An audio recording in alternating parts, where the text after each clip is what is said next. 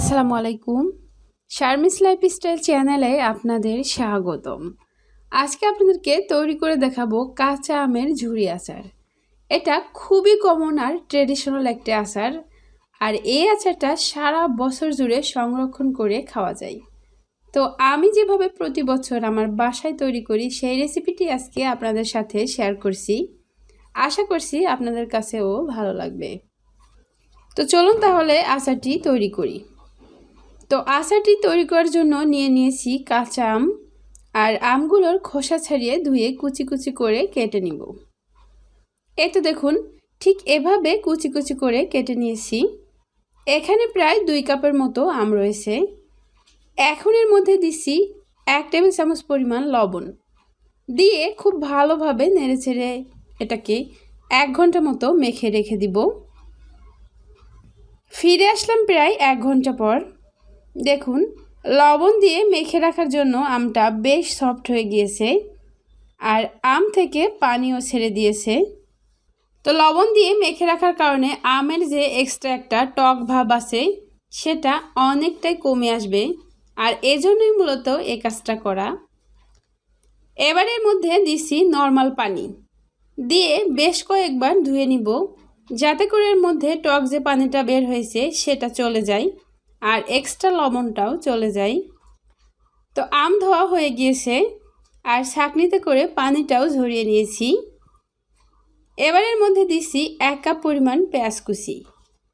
আমের ঝুরি আচারে কিন্তু পেঁয়াজ কুচি ব্যবহার করতে হয়, এটা হয়তো কম বেশি সবাই জানেন।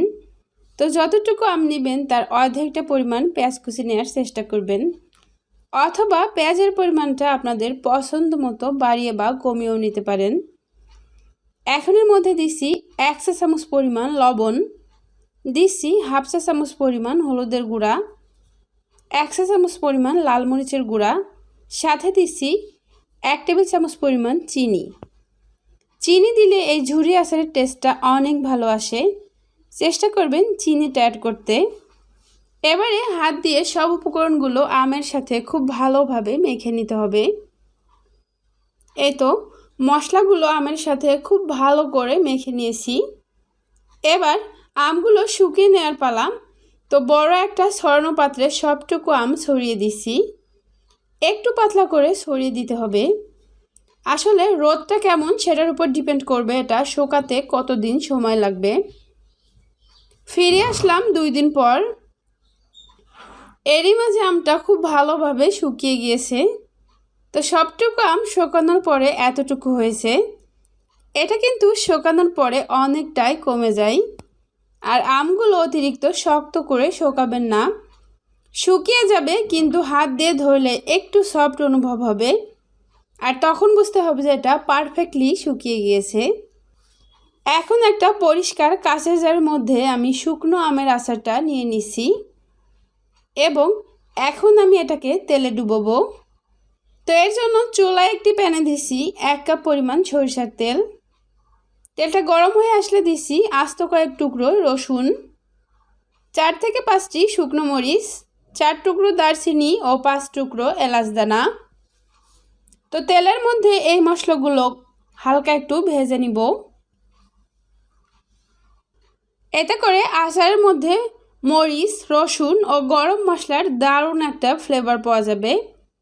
তো চুলাটা বন্ধ করে চুলা থেকে নামিয়ে নিব। আর চুলা থেকে নামিয়ে নেওয়ার পরে তেলটাকে আমি ঠান্ডা করে নিয়েছি। তারপরে আমি এর মধ্যে দিয়ে দিচ্ছি, গরম অবস্থায় যদি তেলটা দেন তাহলে কিন্তু আমরা যে আমটা শুকিয়ে রেখেছিলাম সেটা সেদ্ধ হয়ে যাবে, তাই কোনো অবস্থাতেই গরম তেলটা দেওয়া যাবে না। তো আচারটা আমি তেলে ডুবিয়ে নিয়েছি। এই আচারটা যদি তেলের মধ্যে ডুবে না থাকে তাহলে কিন্তু সারা বছর ভালো থাকবে না। 2-3 দিন ডুবিয়ে রাখার পরে দেখবেন এটা খুবই সুন্দর সফট হয়ে আসবে আর খাওয়ার জন্য পুরোপুরি রেডি হয়ে যাবে। এই আচারটা খিচুড়ি ভাতের সাথে ভীষণ ভালো লাগে।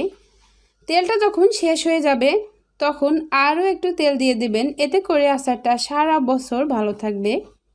রেসিপিটি ভালো লাগলে লাইক, কমেন্ট, শেয়ার করে পাশে থাকবেন। আজ এখানেই বিদায় নিচ্ছি। আল্লাহ হাফেজ।